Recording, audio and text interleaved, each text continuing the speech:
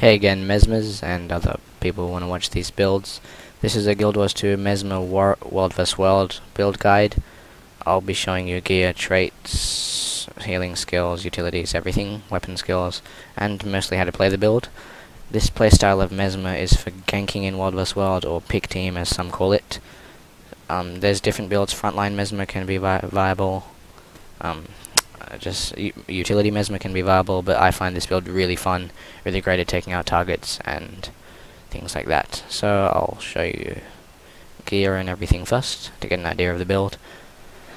So let's look at attributes here first. Power is quite high, armor not too high but not too low because of our trinkets. Health not too high, not too low. We're running about 24k with buffs. Crit chance quite high. With Fury and buffs, it gets quite high numbers, and the rest of this boon duration is also high. So gear is power, precision, ferocity, berserker stats, and eagle runes. So precision, ferocity, a lot of precision and a lot of ferocity, and more damage against targets with low health. Have that on everything, all berserker gear. Assassin's Greatsword, I prefer the more crit chance over the more power, but you could go the other way. Berserker Greatsword. Bloodlust Sigil for the more power to make up for the power lacking from these assassin sets, and just Bloodlust Sigil is really nice, and 7% crit chance as well from the Accuracy Sigil. Then Sword, this one is a power, precision, condition damage only because it's a quaddle blade and I really like that, but Berserker is more viable. And Bloodlust Sigil, so no matter what we kill with either weapon set, we get stacks of Bloodlust. Since this is a World vs World build, you get 5 stacks per kill, and that just adds really nice numbers to your power. Then Sword Offhand, power, precision, ferocity, that's Berserker again, with more crit chance, since we don't have it on this. Let's go to traits now. I'll show you trinkets. All power, toughness, vitality, ascended stuff. This is mainly fractals, guild missions, crafting, and just Laurel / World vs World stuff. These are power, toughness, vitality because it's like the survivability it gives you is really nice. You could go Berserker for more damage, but you'd probably die a lot quicker. Skills and traits. 44600 Mesmer traits. Domination, power, and condition duration. So illusion of vulnerability, inflict vulnerability when you interrupt a foe. Greatsword 5 is an interrupt, illusionary wave, and shatter F3 is an interrupt. So that's nice, more damage on your foe when you're ganking. Illusions deal more damage. Your main damage is coming from Phantasmal, Berserker, or Shatters. You could run Mental Torment, that's the other option, but if you think your Shatters die too much, your clones die too much, then Empowered Illusions is much more viable. Dazing a foe applies vulnerability, so the F3 Shatter again is a daze. Combine that with an interrupt and you get 18 stacks of vulnerability on your opponent. Greatsword Training reduces all the cooldowns by 20%. You can use these much more. And 50 power, which is really nice. Dueling, precision, ferocity, so crit chance, crit damage. Gain vigor when delivering a crit, so this used to be 100% uptime, but now it's close to, it's about 70%, but basically this build is critting every 10 seconds, so that's not a problem.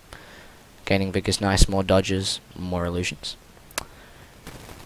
The range of your manipulation skills is increased, that is Blink, Arcane Thievery.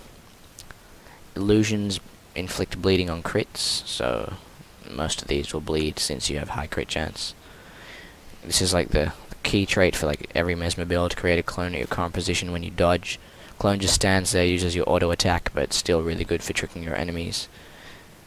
And it's just a great trait to generate clones for Shatters. Chaos, toughness, boon duration, this is more defensive trait line.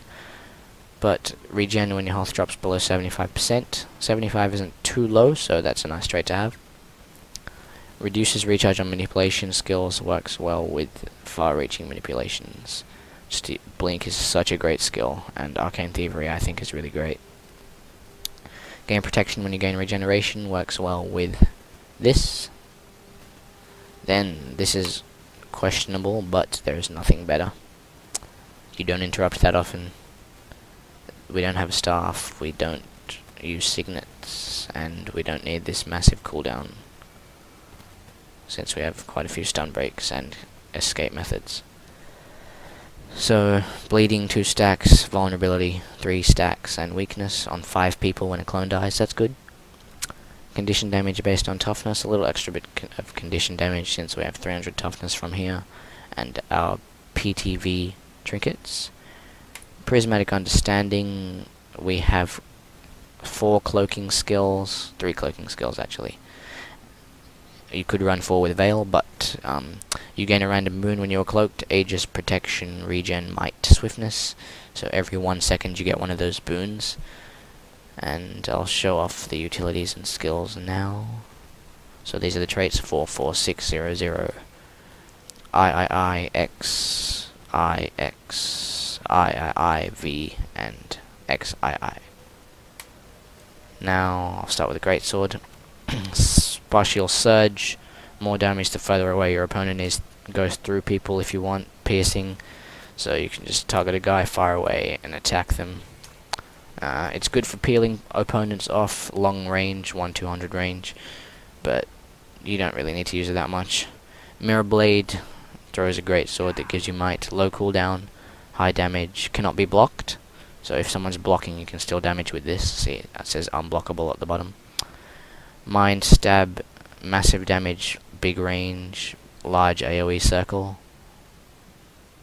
Removes a boon from 5 people and high damage, the 930 damage skill. Phantasmal Berserker, your main source of damage from a phantasm. Create a phantasm that uses whirling attack, so it spins through all the opponents 4 times all of that. That gets more damage because you traded for illusions deal 15% more damage. Hits 4 people, hits 5 people, hits them 4 times. That's really high damage, so if you do a Berserker, Mirror Blade, Mind Stab, Illusionary Leap, Blood Frenzy, Shatter, that usually kills most people in the back line. That's what this build is for. If you see people about to heal, when you're ganking someone, they're about to pop a big skill that could shut you down, just interrupt them with this. Also AoE, pretty low damage though. Greatsword 1, if they have a lot of downed opponents, wave your Greatsword about on them. Cleaving damage, quite high damage numbers as well.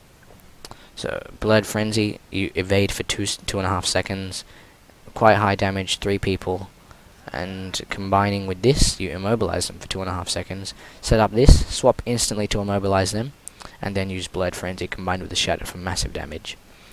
So they can't dodge because they're immobilized. Then the Prestige, 4 seconds of stealth, easy to get away. Good getaway, escape method, your main you don't want to really pop it offensively. Phantasmal Mage, not very high damage, but nice for the confusion if you see someone spamming skills like an Elementalist.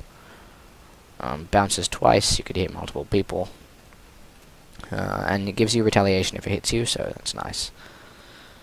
Heal yourself, gain an additional health for each active illusion. If you have 3 illusions, you'll see that healing you upwards of 7k.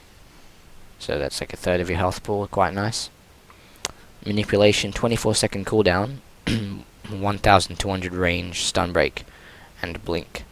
Insane skill in my opinion, one of my favorite for Mesmers.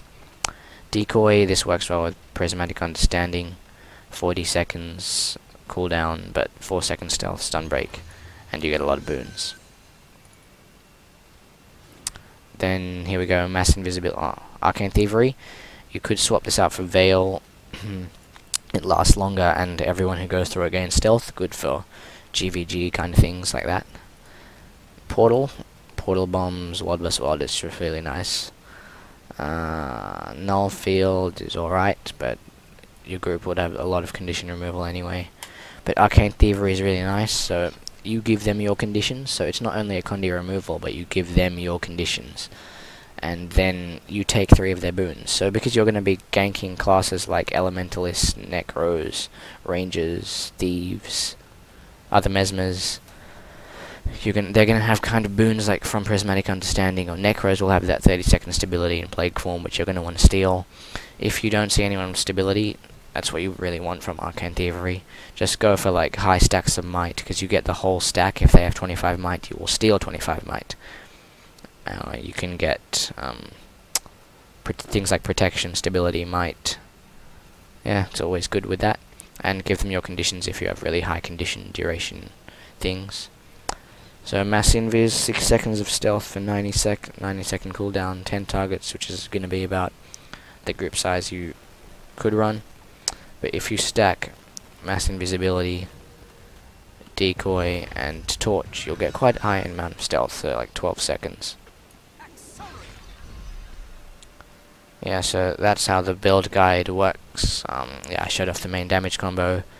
So the main targets you go for are Elementalists, Necros, Thieves, Rangers, and Mesmers. That's like the backline squad. Mainly Necros, priority target, Elementalists next. Any Thieves get on you, just take them out. This. Also Distortion Shatter. So that's 3 seconds of taking like 0 damage. And this is a Confusion Shatter, you never really want to use this.